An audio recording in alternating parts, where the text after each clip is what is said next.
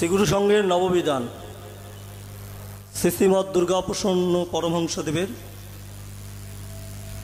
শিষ্য ভক্তদের জন্য 9টি বিধান প্রবর্তন করিয়াছে। 1, শ্রীগুরু সংঘ আমার প্রাণ। শ্রীগুরু সংঘের জন্য যে প্রাণ দেবে তার জন্য আমি প্রাণ দেব।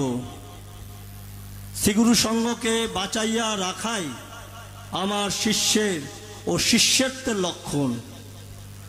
যে শ্রীগুরু সংঘকে ভালোবাসিতে পারিবে না তাহাকে আমি কিভাবে শিষ্য বলিয়া মনে করিতে পারি।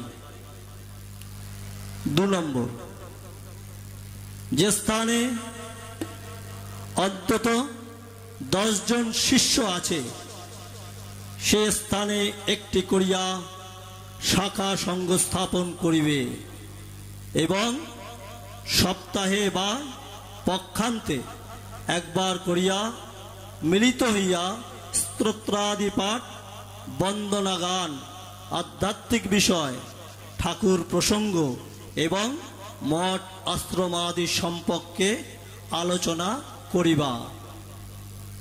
3 নম্বর, যে স্থানে অন্তত 10 জন শিষ্য আছে সে স্থানে উপরিউক্ত নিয়মে মাতৃসংঘ স্থাপন করিবা। 4 নম্বর, প্রত্যেক শিষ্যকে গৃহে মঙ্গল ঘট অবশ্যই রাখিতে হইবে। যেদিন সে অন্ন গ্রহণ করিবে সেই দিন অন্নের অর্ঘ্যভাগ শ্রীগুরুর উদ্দেশ্যে উৎসর্গ করিতে হইবে। মঙ্গল ঘটে শ্রীগুরুর উদ্দেশ্যে অন্ন না রাখিয়া নিজে অন্ন গ্রহণ করা অপরাধ। 5 নম্বর, প্রত্যেক শিষ্য ভক্তকে শ্রীগুরু সংঘ আশ্রমে সাধ্যমতো মাসিক সাহায্য দিতে হইবে ও শ্রীগুরু সংঘ পত্রিকার গ্রাহক হইতে হইবে। 6 নম্বর, প্রত্যেক শিষ্য ভক্তকেই কলিকাতা শ্রীগুরু সংঘ আশ্রমে সার্বভৌম জন্ম উৎসবে এবং ব্রহ্মচারী কলোনিতে সার্বভৌম মহাষ্টমী মহাযজ্ঞে সাহায্য প্রেরণ করিতে হইবে।